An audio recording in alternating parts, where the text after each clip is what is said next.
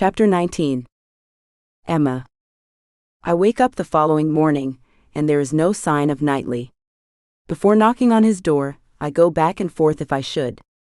I almost don't, but I do feel that being a good roommate includes making sure he's alive.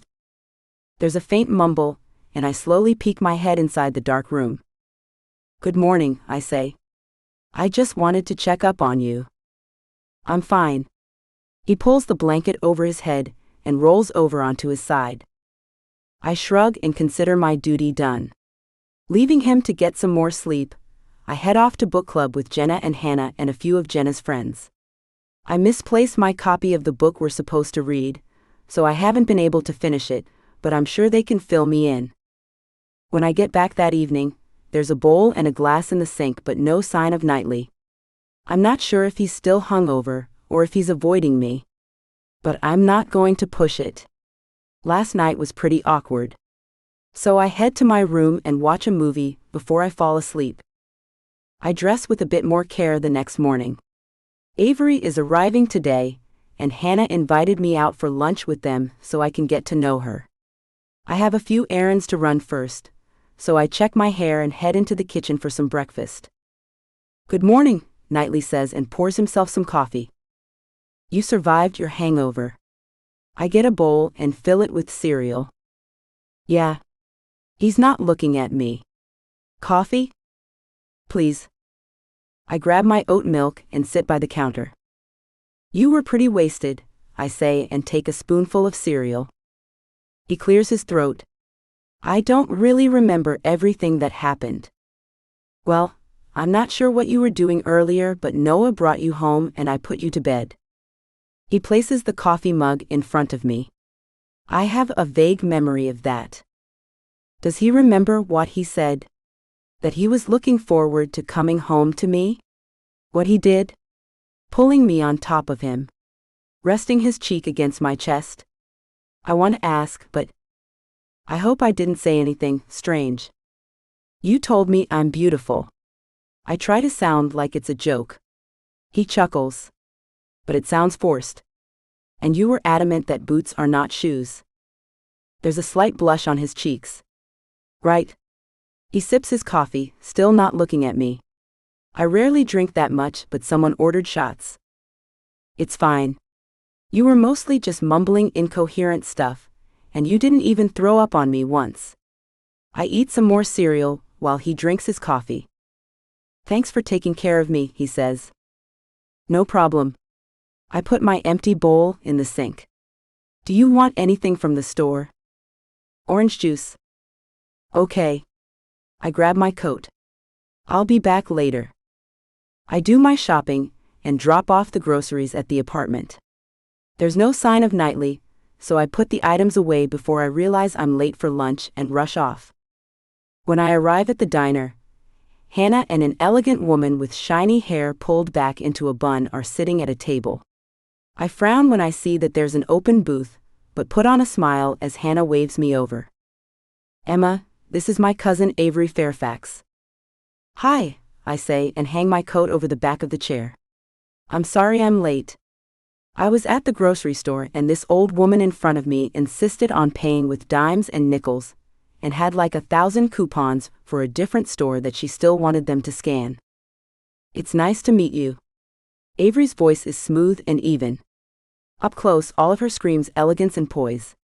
I almost feel wild and unkempt. "Did you order?" I ask and grab a menu. "Not yet," Hannah says. "We were waiting for you." I quickly decide on chicken soup and we chit-chat while we wait for the food. Avery answers our questions about working on a film set and living in California. Hannah tells me of how they used to play together as kids, and the conversation flows from one unimportant thing to the next. Our food arrives and I dig in. "What's wrong?" Avery asks. I look up to see Hannah, pale and still, as she's staring at someone who just entered. I turn. Blue is by the door.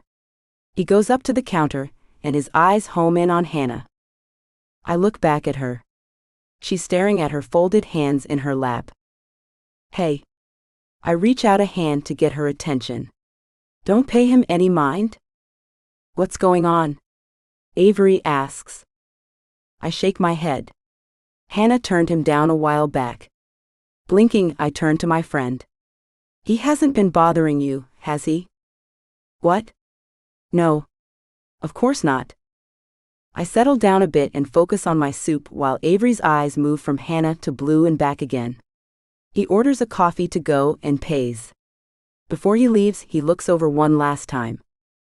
Once he's outside, and Hannah breathes a sigh of relief, Avery looks over at her. You know him?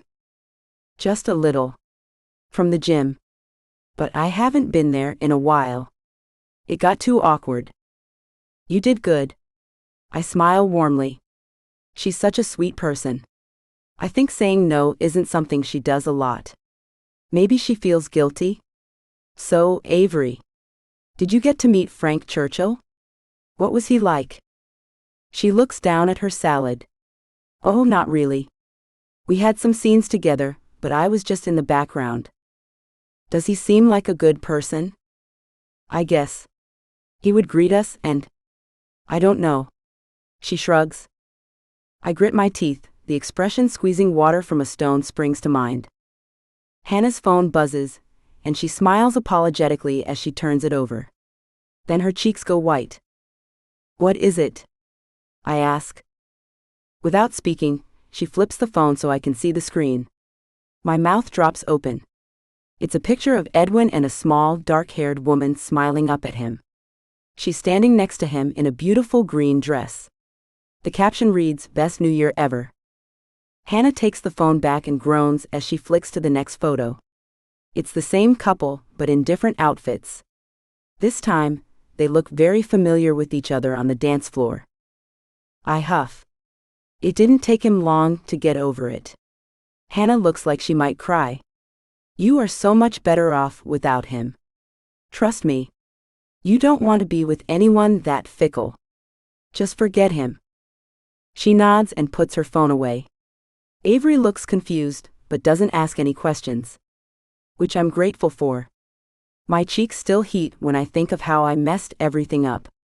And I reaffirm my decision to never meddle in people's love lives again. Silence falls over the table, and I scramble to think of a subject that won't bring up more heartache. Hannah tells me you sing, I finally say. We're having a talent show, and would love it if you would audition for it. Yes, Hannah mentioned that. There's life in her eyes now. I love to sing. Just tell me where and when the audition is. Is there any special song you would like me to sing? Not really. Something modern, I think, but nothing too risque. Some of the sponsors are a bit older. We discuss options for songs for a while as we finish our lunch. Avery says she's tired, and I think seeing Edwin with someone else has upset Hannah, even though she insists it hasn't. I leave them outside, to go back to the apartment feeling irritated. Avery is nice enough, but the only time she looked even a little interested in the conversation was when we were talking about songs for the talent show. I can tell that Hannah looks up to her, idolizes her even, but I don't see why. I hope she's as good at singing as she and Hannah claim. Turning her down would be such a nightmare. Chapter 20. Emma. When I get back to the apartment, Knightley isn't there. I clean my room, get started on some coursework, and check the website of the venue we're pretty sure we'll go with for the talent show. I'm not thinking about how Knightley said he always wants to come home to me. When I climb into bed, I lay there for a while. My mind is racing. Knightley's cheek against my chest. The way he wrapped his arms around me and pulled me over him on his bed. He's always been my brother's friend. I've never let myself view him in any other way. Why would I? But I throw the blanket back and get up to get some water when the front door opens. Thinking nothing of it, I let my toes sink into the soft rug as I cross the room. A laugh has me freezing in place. It's a woman's laugh. No, a giggle. She says something in a low voice and Knightley answers. I can't hear what they're saying, but I can tell that Knightley is urging her to be quiet. My insides twist and coil as the woman laughs again. There's a thump against my wall and I jump. My heart beats so fast I'm certain they can hear it. The woman lets out a low moan, right on the other side of my door. I must be imagining things. Footsteps stumble past to Knightley's room. Of course, it can't be what it sounds like. Knightley wouldn't bring some woman back here. Would he? I stumble back and sink down on my bed. He brought someone home. There's another giggle, and a door closes. For a while, my imagination runs wild. What are they doing? Then she moans. I slap my hand across my mouth. It's really happening. She moans again, and I throw myself towards the laptop I left on the floor. My noise-canceling headphones are in the drawer of my new desk, and I crawl on all fours to get to them. From Knightley's room, the moans are getting louder. My hands shake so much I struggle to turn the headphones on and get them working. I find Netflix and turn on the first thing I see. It's a movie I've been thinking about watching. All other noises fade away. I'm panting. Every breath makes my chest hurt. I'm sitting on the floor staring at nothing as the movie starts up. No. I shake my head and turn my eyes to the movie. This isn't a bad thing. It can't be. This is good. This has to be good. I always knew Knightley would bring women home. I've always known he sleeps around a lot. Somehow I just forgot. But this is good. Now I know. He might enjoy living with me, but not in the way I had let my stupid mind believe. This is better. It's not like I like him. I don't do love. I don't do relationships. The close proximity must have messed with my head. It's good that Knightley did this. So I remember. Once my heart has stopped racing, I move back to the bed and focus on the movie. I'm going to watch this movie, and then it will all be over. The plot pulls me in. At times, I go a full 5 minutes without thinking about what's happening in the other room. By the time the movie ends, I feel almost back to normal. Except thirsty. Slowly, carefully, I remove my headphones. Ready to put them back on the instant there's another peep from Knightley's room. Silence. All is silence. I wait for a while, barely daring to breathe. But there are no more sounds. So I yet again throw back the covers and cross my room. I try to open my door as quietly as possible and peer down both ways in the hallway before I sneak out and pull the door shut behind me. On bare feet, I hurry to the kitchen and get a bottle of water from the fridge. As I close the fridge door, I curse my luck. Knightley's door opens. I don't want to see him now. Or her. What should I do? I'm in the shadows, so I slide into the corner of the kitchen and prepare myself to duck down behind the counter. You know, the woman says sweetly as they come out of the hallway. There is light shining in from the living room windows. I wouldn't mind staying and going again in the morning. I'm too stunned to move. So I stand still in the darkness where the light doesn't reach me, and watch her stop right in front of Knightley, putting a hand on his t-shirt. He must have gotten dressed after. I stop my thoughts from going any further. I don't do sleepovers, Knightley's voice is low and flat. You could with me. She leans in closer with her head turned up, as if she wants him to kiss her. Sorry, no exceptions. Nobody spends the night in my bed besides me. I barely dare to breathe as I watch him maneuver her closer to the door. She seems to realize he's not going to change his mind, and looks around for her shoes. Will I see you again? One night thing. Remember? It's what we agreed. Yes, but that was before we found out how great we are together. She finds her shoes and puts them on. I had a great time. Knightley takes out his wallet. Here's for the taxi or Uber or whatever. She looks at the money, then she snags the bills from him. Thanks. She stuffs them in her pocket. You know, they were right about you. Who? My friends? They said you're a fuckboy. Maybe you should have listened. Fuck you, man? She yanks the door open and storms out. I swallow, but I still don't dare to move. Knightley closes the door after her and leans his forehead against it.